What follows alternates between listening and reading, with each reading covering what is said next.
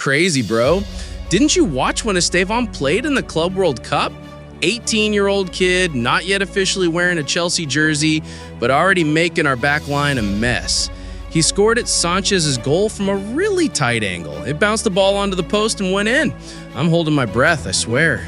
Even though, yes, Palmer had scored first, Chelsea controlled the ball, Palmeiras was heavily pressed, but this kid didn't shrink at all. He plays like a senior. 13 successful passes, 5 recoveries, 2 clean tackles, and man of the match again.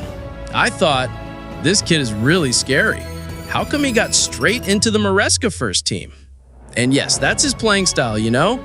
Carrying the ball like he's glued, dribbling relaxed but piercing, and every time he gets the ball, he always looks for an opening to shoot. They say he was nicknamed Messinho at Palmeiras because he resembled Messi when he was young. Isn't that crazy? Moreover, he was once the youngest player to sign a Nike contract at 10 years old, bro. What are you doing at that age? I was still playing PS at a rental. But that doesn't mean he's perfect. Some say he often disappears against big teams. This is the first time he's proven himself against a European team. He also said his left foot is still weak, so the challenge now is, can he compete with Palmer and Pedro Neto on the right flank? But honestly, after seeing his performance yesterday, I'm starting to think, could this kid be given a starting spot straight away? Do you agree that Estevão deserves to be playing for Chelsea this season? Wow, that's crazy, bro. This news has me dumbfounded. Manchester United wants to buy Nicolas Jackson? Just imagine. Just the other day, MU fans were calling Jackson the most annoying striker, and now he's being made the savior of the front line. Do you understand what this plot twist is? Ugh. But yeah, I think there's a reason for all this. MU is currently struggling at attack. Hodgland is sometimes on, sometimes off. Xerxes is always the same. So, yeah, Jackson looks like a decent option.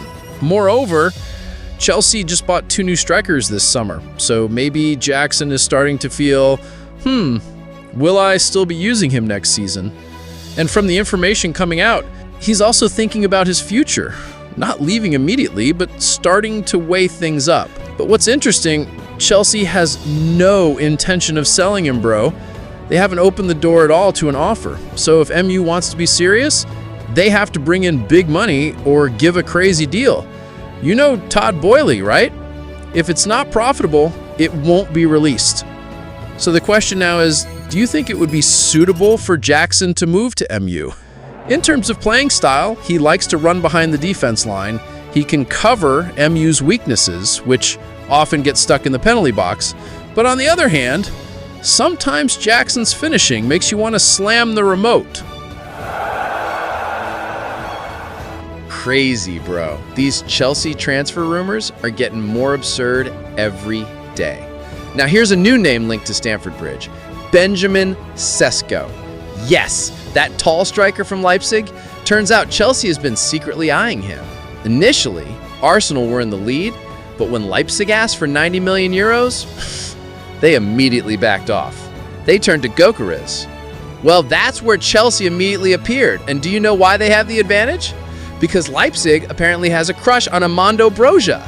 Yes, Broja is currently hanging around Chelsea's bomb squad, who is already being prepared to be released. So if Broja is included in the deal to discount Sesko's price, boom! Chelsea could get him cheaper than any other club.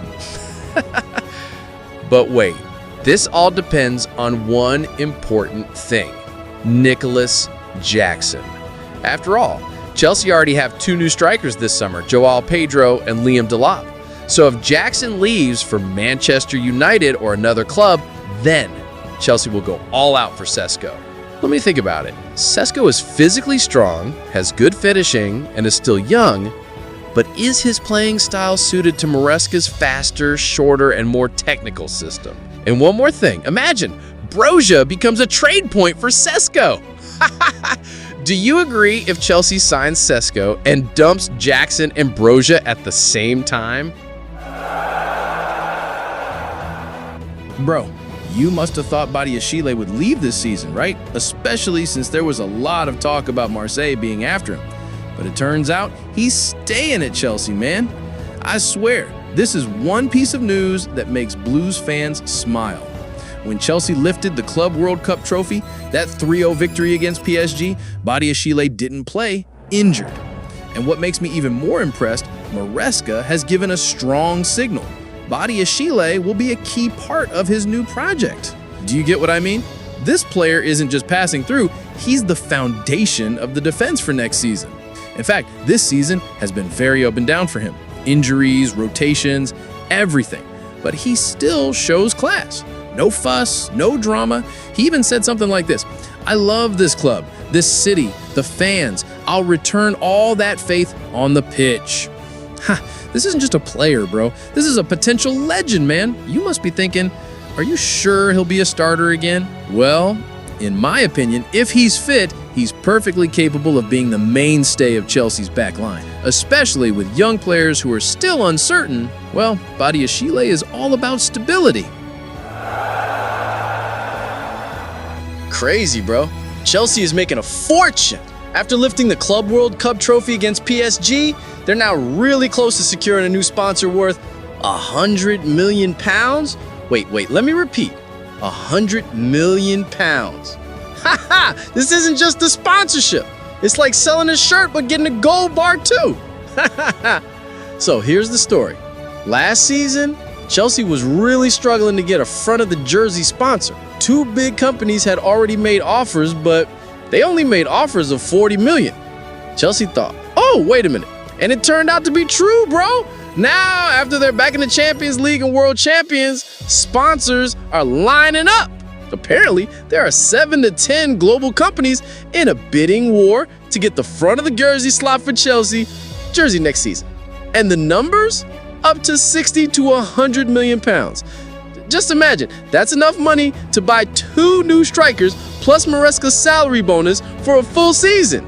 But here's the thing, I'm curious, will the logo appear on the jerseys at the Premier League opening?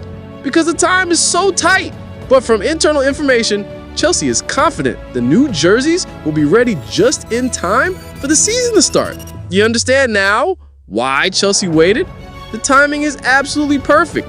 Big profits, the team is hyped, sponsors are fighting over them, and the fans are even more enthusiastic.